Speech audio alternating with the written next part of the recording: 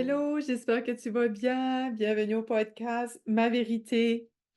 Aujourd'hui, j'ai goût de faire un coup de pouce au podcast précédent qu'on a fait, Mélanie et moi la semaine dernière. Donc, si tu l'as pas écouté, ça vaudrait la peine d'aller l'écouter parce que il y a une grande vérité, 2, 3 grandes vérités de ma part que j'ai partagées et je m'attendais pas de partager ça.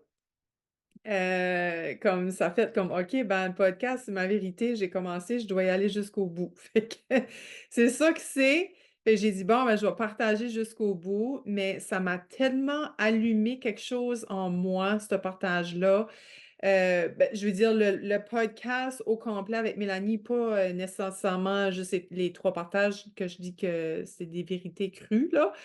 Hem mais vraiment l'épisode, au complet quand elle parle de transgénérationnel et tout ça, les constellations familiales et ça résonne tellement fort en moi parce que j'y crois vraiment, OK? J'ai la ferme conviction que c'est vrai, que nos ancêtres ont vraiment des répercussions sur nous aujourd'hui, qui ont un impact sur nous et c'est notre responsabilité aujourd'hui de s'en libérer.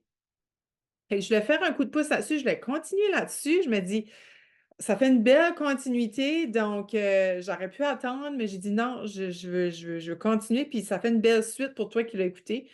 Donc allons-y.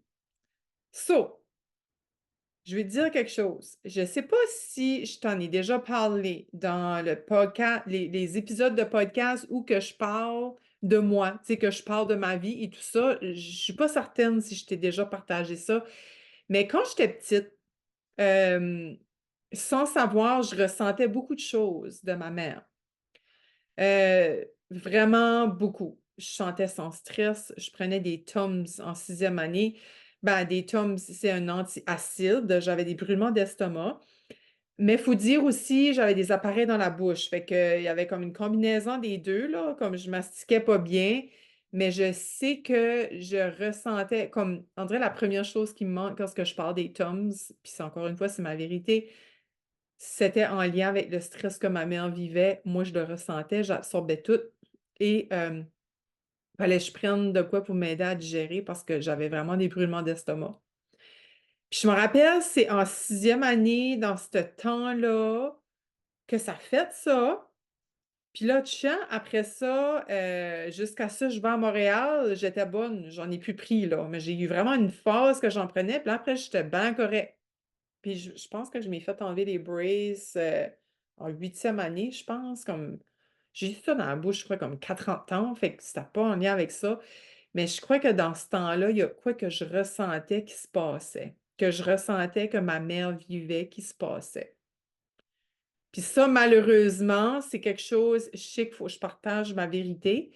C'est ça le but du podcast. Un jour, je la partagerai, celle-ci. Mais en l'honneur de mes parents, je préfère ne pas la dire. Et je ressentais tout d'elle, puis c'est en 2003 qu'elle est décédée? Oui, oui, c'est en 2003 qu'elle est décédée. Fait que au début de l'année 2003, quand ce que j'ai su que ma mère avait un diagnostic de tumeur au cervelet, qu'il y avait rien à faire, c'était pas curable. J'ai ressenti le fil un fil déconnecté comme j'ai vraiment ressenti de quoi déconnecter, comme je peux pas expliquer, c'était vraiment une expérience dans l'invisible.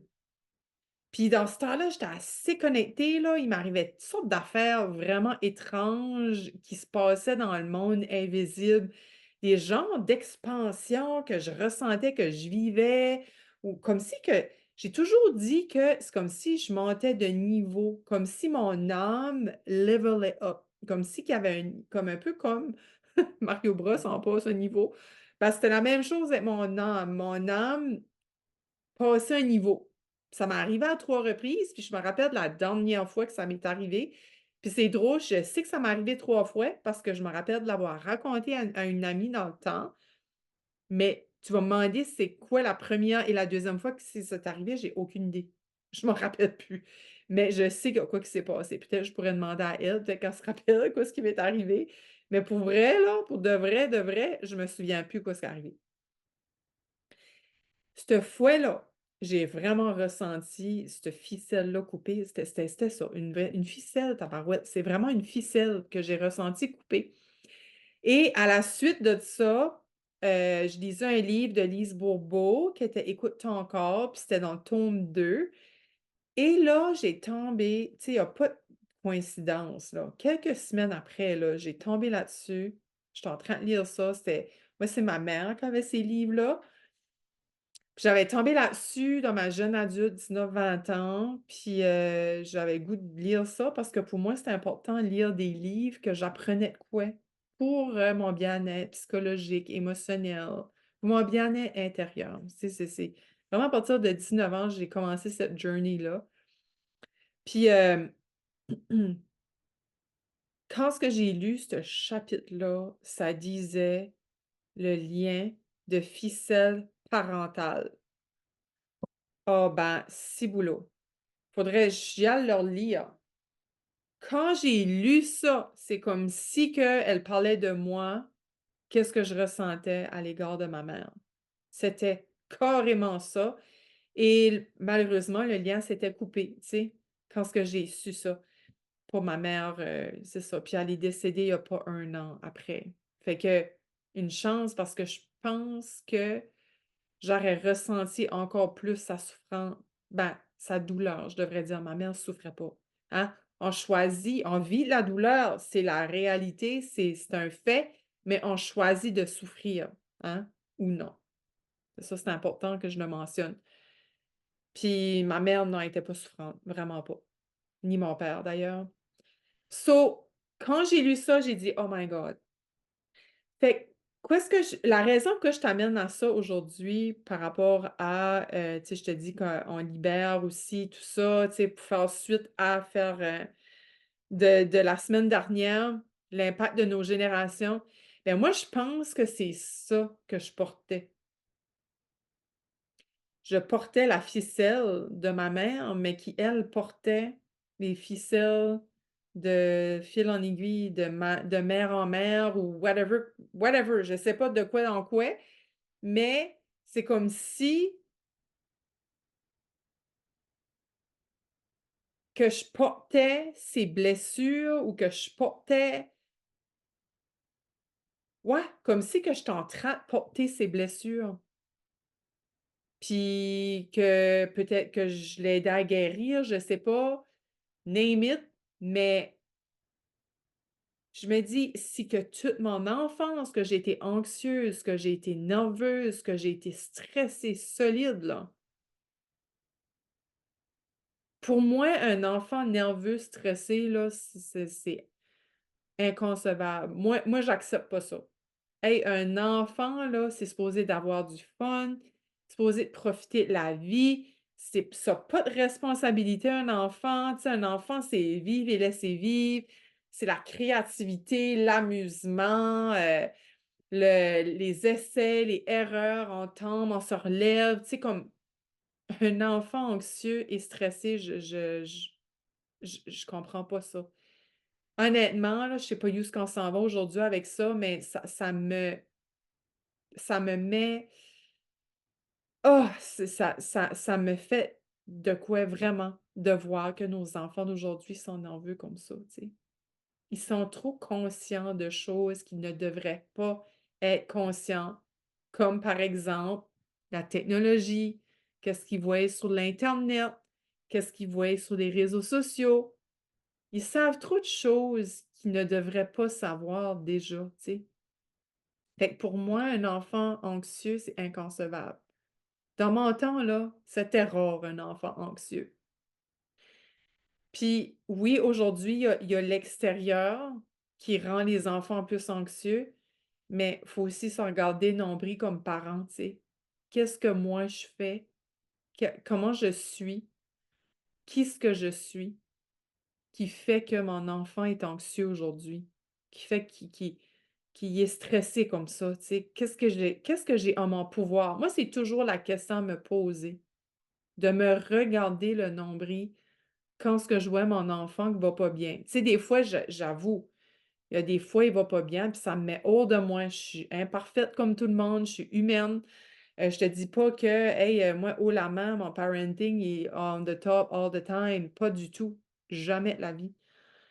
Euh, but j'ai l'humilité de m'excuser à mon enfant. Un coup que je suis remise de mes émotions et que je m'assis les fesses sur la chaise, puis que j'ai du regret, j'ai de la peine, tu sais, d'avoir fait pleurer mon enfant ou, tu sais, que d'avoir fait la peine à mon enfant, je vais aller m'asseoir avec, je vais aller m'excuser, par exemple, que j'avais pas d'affaire à dire ça. Puis mon chum est pareil. Récemment, ça fait pas longtemps, il avait chiolé la petite. Puis j'ai dit, hey, j'ai dit, voyons, pourquoi est-ce que tu parles de même, tu sais? Puis il l'a reconnu, puis après, il s'est excusé. Moi, j'avais pas ça hein, quand j'étais jeune. Tu sais, nos parents, si- ben non, voyons, l'ego, hein, l'ego était large ou pas juste ça, il y avait des gros égos, puis aussi, ben voyons, tu t'excuses pas, là, elle va apprendre sa leçon, là, tu sais. Mais aujourd'hui, c'est pas de même. Tu sais, aujourd'hui, en faisant ça, notre enfant, en faisant une erreur et en la reconnaissant et en allant s'excuser, qu'est-ce que tu fais, tu penses? Tu libères. Tu libères ton enfant. Et tu te libères à la fois toi aussi. Tu te fous la paix, tu te crises patience, excuse le mot, mais tu reconnais ton erreur, puis tu l'acceptes, ta barouette, comme c'est fait, et le fait de nommer à l'enfant que tu as fait une erreur et que tu t'excuses, ça va aussi le libérer. Donc, je me dis, si moi, j'ai eu ce lien-là avec ma mère quand j'étais jeune, parce que moi, j'étais à mon tour enfant, et j'ai eu ce lien de ficelle avec mon enfant, qu'est-ce que tu penses qui peut arriver avec un de mes enfants ou les deux? Ils ont assurément un ou l'autre ou les deux une ficelle parentale connectée à moi. Donc, ils ressentent mon stress, ils ressentent mon anxiété, ils ressentent mes blessures, ils ressentent ma peine, même s'ils n'ont aucune clue. Qu'est-ce que je vis? Ils ressentent l'émotion. Ils sont pas fous, les enfants. Fait que, puis eux, ils absorbent tout. C'est des éponges, hein? On dit tout le temps, c'est des éponges. Ils absorbent tout. Ben oui, ils n'ont pas de discernement, eux autres. Ils font pas la différence entre le bien et le mal. Donc oui, ils absorbent tout, puis ils se sentent d'une manière, puis ils comprennent pas quoi ce qui se passe. Comme moi, en sixième année, je comprenais pas quoi ce qui se passait. Ah oui, mais tabarouette, je ressentais tout. Je ressentais tout parce que l'enfant est hyper sensible comme ça. Il va être d'un état. Puis il ne saura pas pourquoi, mais oui, mais pauvre enfant, il n'est pas dans l'âge de comprendre ça, tu sais. C'est mes problèmes.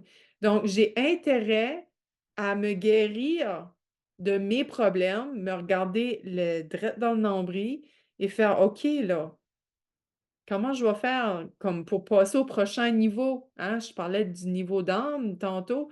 Comment je vais faire pour passer au prochain niveau? Comment je vais faire pour rise up de ça, me leveler up de ça, me lever de ça comme j'allais dire une guerrière, mais j'aime pas le terme guerrière parce que je suis pas dans cette énergie-là. On va dire de leader, comme une posture de leader. Comment est-ce que je vais faire pour me relever de ça comme une leader afin de libérer mon enfant de ça, afin que mon enfant n'ait pas à guérir, à venir ici pour guérir mes blessures et celles des générations précédentes. Donc, oui, quand ce que tu libères et quand ce que tu oses te regarder, tu as l'humilité, tu as l'audace de te regarder intérieurement, aller voir en toi qu'est-ce qui se passe,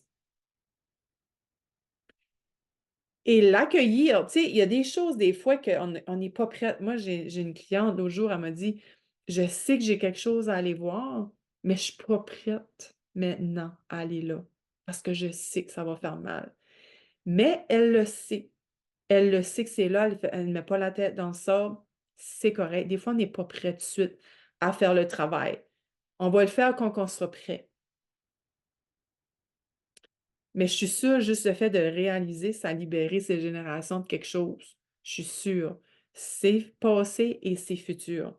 Et je suis sûre que toi aussi, ça t'arrive des fois. Tu dis, bordel, ça me tente pas d'aller là. Mais là, c'est à la surface, là, il est là, là.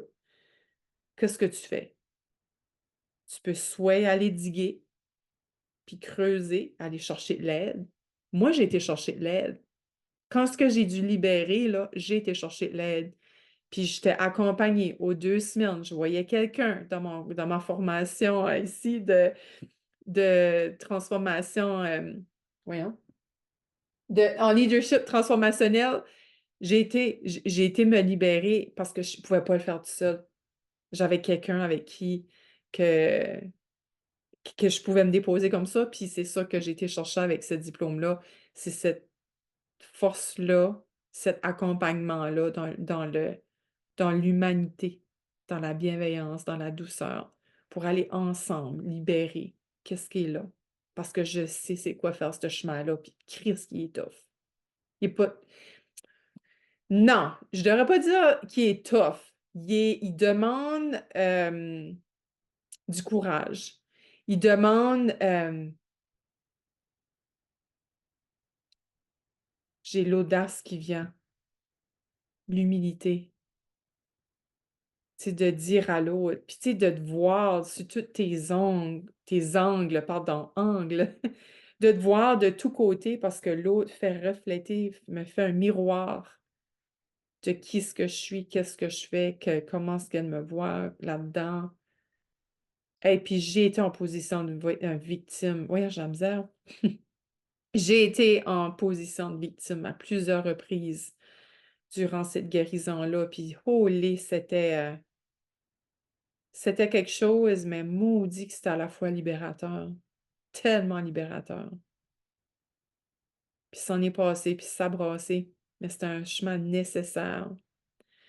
Parce qu'après le noir, il y a la lumière. Pour voir la lumière, ça prend la traversée du noir. Pour apprécier la lumière, il faut avoir vu le sombre, l'ombre, pour apprécier cette lumière-là. Et quand ce que tu vois le travail que tu as fait, et le verbaliser et le vivre et le respirer dedans, finalement, c'est beaucoup plus léger. C'est beaucoup plus apaisant d'avoir une personne qui te supporte. Moi, je n'aurais pas pu le faire tout seul, jamais de la vie. Peut-être que toi, tu peux le faire tout seul, mais je te dis juste, si jamais c'est quelque chose qui te parle, viens me voir en privé et on pourra faire des sessions ensemble, mais si tu sens pas le courage de faire seul, mais que tu sais qu'avec quelqu'un tu le ferais, je peux être cette personne-là pour toi. Juste te dire, parce que je l'ai traversé ce chemin aussi. Puis, juste pour dire l'impact qu'on a de nos blessures et tu sais, qu'est-ce qu'on vit et tout ça. euh, Quand ce que ma fille avait 2 ans, en 2016, elle avait 2 ans et demi, mon conjoint a eu une commotion cérébrale au travail. Il s'est vraiment cogné dur sur la tête et ça a été vraiment tough, OK? Ça a été une période vraiment difficile pour lui et moi. Moi, j'avais de la misère à comprendre qu'est-ce qui lui arrivait. André, c'était comme: «Non, c'est pas le temps, là. C'est pas le temps, là. Comme il y a trop d'affaires qui vont on». Dans ce temps-là, j'étais en transition pour quitter ma carrière. Je faisais Arbonne avec ça. Fait que les soirs, je travaillais à Arbonne. Le jour, je travaillais à temps plein. Euh, c'est ça aussi, je me suis... 2 mois après sa commotion, même pas 2 mois, un mois et demi après sa commotion, moi, c'est à mon tour, j'ai tombé en burn-out. Et la petite, là, c'était l'enfer, là, comment est-ce qu'elle vivait ça à la maison, là. C'était l'enfer. Et elle me chassait pour me pitcher des oreillers, comme... Elle était maline, maline, tu sais, oui, il y a les terrible twos, là, mais hier, c'était beaucoup de colère. Et à la garderie, depuis que ça arrive en janvier, fin janvier pour le chum, puis en février, il y a quoi qui est arrivé à la garderie, ils m'ont jamais rien dit. Puis la raison pourquoi je l'ai su, c'est parce qu'en juin, 4 mois plus tard, que cet épisode-là est arrivé, moi, je suis arrivée en broyant à la garderie. J'ai dit: «Moi, je suis plus capable, je sais plus quoi faire avec mon enfant. Je sais plus, j'ai besoin d'outils, j'ai besoin de comme vous m'aider», comme j'arrivais les 2 genoux à terre, carrément. Puis, c'est là qu'ils m'ont dit que c'est arrivé quoi? En février. Puis l'éducatrice pensait que c'était de sa faute. Et c'est pour ça qu'elle m'avait jamais rien dit. Elle pensait que c'était une erreur de sa faute. Puis ça avait déclenché en Alexandre un effet domino qui a été comme irréversible. Après, c'est comme si ça a triggeré son mauvais comportement. Puis pauvre éducatrice, elle se blâmait, tu sais, juste pour dire. Tu sais, les non-dits, hein, les choses qu'on se dit pas, mais si avoir su, moi, j'aurais dit quoi ce qui se passait, puis tu sais, oh my God! S'il vous plaît, dites vos non-dits. Savez que ça fait partie de la guérison, ça fait partie de la libération, ça fait partie de briser des cycles transgénérationnels et des vieux patterns toxiques et tout, OK? Les non-dits, tout ça, tu sais quoi je te dis là. Et je sais pas quoi ce qui s'est arrivé à partir de là. J'ai eu de l'aide, là. J'avais une éducatrice qui aimait ça, les challenges. Fait qu'elle voulait aider Alexandre. Ils l'avaient mis dans son groupe parce elle était rendue avec des 3 ans. Puis finalement, elle est partie. Elle est partie en burn-out. Ça allait pas bien. Puis au fil du temps, je sais pas quoi ce qui est arrivé. Moi, j'ai commencé à être mieux parce que j'avais juste comme commencé à travailler, être temps partiel depuis mars, ben avril. So, j'ai commencé à être temps partiel, puis là, l'été, je travaillais plus, là, je focusais juste à Arbonne, fait que même moi, émotionnellement, je me suis mis à être plus stable. Denis, son état de santé venait mieux, fait que là, tranquillement, Alexandre est venu mieux aussi. Mais c'est là que je jouais l'impact de quoi qui se passe dans le nid familial, que ça soit au niveau de ta relation de couple, ou que toi, tu vis quelque chose, ou ton conjoint vit quelque chose de personnel, que ça soit au niveau au travail, avec sa famille, avec ta famille, avec des amis, ton enfant le ressent. Point. OK? Ton enfant le ressent. Donc, ça, là, c'est hors de question qu'il y a d'autres choses que ça. OK? C'est, je mettrais ma main au feu de mon expérience de vie en tant que mère et de voir mon enfant et en tant que moi enfant d'une mère que je ressentais toute, je suis plus que convaincue que nos enfants sont hypersensibles à ce qu'on vit à la maison. Puis vraiment tort. J'ai quelqu'un qui me disait qui était super connecté à son père, il vivait même pas dans la même ville, et son père est décédé juste assis sur sa chaise, il se berçait, puis sa femme, Hey, le téléphone sonne» ou il y a quoi qui se passait, puis elle s'est aperçue qu'elle était décédée, tu sais. Il a eu vraiment une belle mort, puis son fils l'a appelé quelques minutes après. Hey, comment est-ce que papa? Puis il avait même dit que papa allait mourir. Pas mon papa, mais je veux dire son papa allait mourir comme 2 mois avant. Là, pas qu'il allait mourir, mais qu'il y a quoi qui allait arriver, tellement qu'il est connecté. Fait qu'on est crissement connecté, tu sais, à notre lignée, à nos parents, comme on vient d'eux autres, puis on vient de leur énergie, on vient comme c'est tellement crazy. Puis c'était juste ça que je voulais venir boucler aujourd'hui avec toi. Je voulais boucler la boucle sur ce sujet-là. Comment que tes ancêtres ont de l'impact sur toi, alors toi, tu as de l'impact sur tes générations futures, si tes parents. Puis même si t'es pas parent, que tu libères aujourd'hui de toute ta shit, là, ben tu vas tout libérer ça après. Puis des fois, je me dis, crime, c'est-tu bien pour ça qu'il y a beaucoup moins d'enfants, de personnes qui font des enfants parce que vous êtes là pour briser le cycle, puis tout finit là, tu sais. La progéniture finit avec toi parce que tu vas guérir toutes les lignées avant toi. Parce que tu vas venir faire un travail, puis tout va se guérir, genre.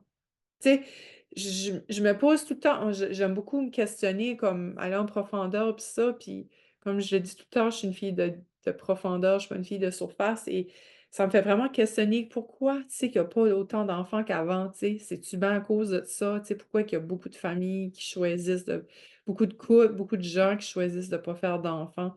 Ça, je trouve ça vraiment intéressant, ou peut-être que c'est le sibling, le frère ou la sœur qui va à son tour faire des enfants et que la progéniture va continuer là. Mais tu sais, comme par exemple, mon père et son frère, c'est des Duguay, puis ni un ni l'autre a eu de garçons. Ils ont juste eu des filles. Puis toutes leurs sœurs qui portent pas notre famille Duguay ont toutes eu des garçons. Et je me dis: «Oh my God», c'est comme si la lignée du gué se devait de terminer là. Puis je vais laisser là-dessus, là, mais je vais dire une chose, moi, mes enfants, à cause de ça, ils portent le nom du gué avec le nom de famille de leur père, Lebrun. Et j'ai appris quelque chose par après en loi biologique que le nom que l'enfant porte, il va porter toute la lignée comme dans ce sûr, mes enfants portent le bagage de Duguay et de Lebrun. So là, j'étais comme: «Oh my God, qu'est-ce que j'ai fait là?» Tu sais? Puis si comme ma fille, son deuxième nom, c'est Jackie, c'est son nom de ma mère, ben, elle porte aussi le bagage de ma mère parce qu'elle a le surnom de ma mère dans son nom, OK?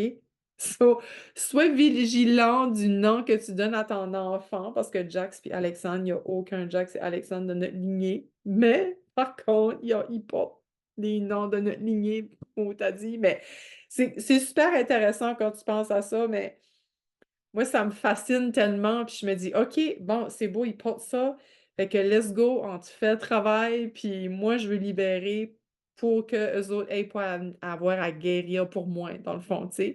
C'est ça ma destinée, c'est ça que j'ai venu faire.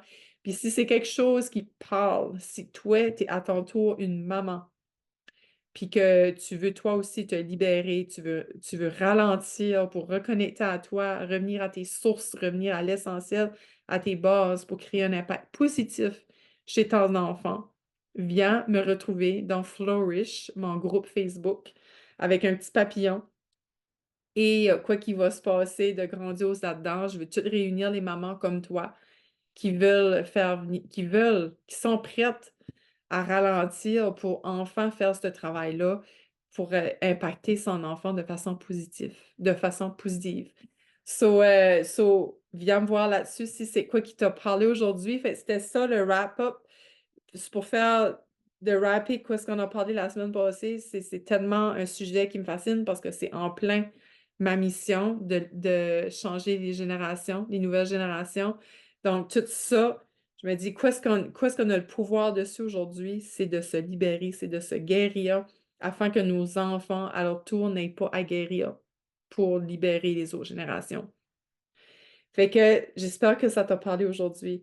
Merci de mettre des étoiles sur mon podcast. Merci de partager à des personnes autour de toi qui auraient besoin d'entendre ceci pour que le podcast soit encore plus alimenté, plus vu, plus entendu par des personnes qui ont besoin d'entendre ceci parce que ça que j'ai à dire, puis ça que mes invités ont à dire, c'est vraiment puissant. C'est la révélation de vérité.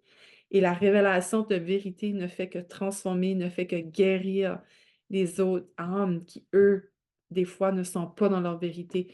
Moi, je viens éveiller à ton tour ta vérité pour ensuite la révéler, la libérer et te guérir. Donc, je te dis à la semaine prochaine. Merci d'avoir été là et j'espère que tu passeras une belle semaine. À bientôt.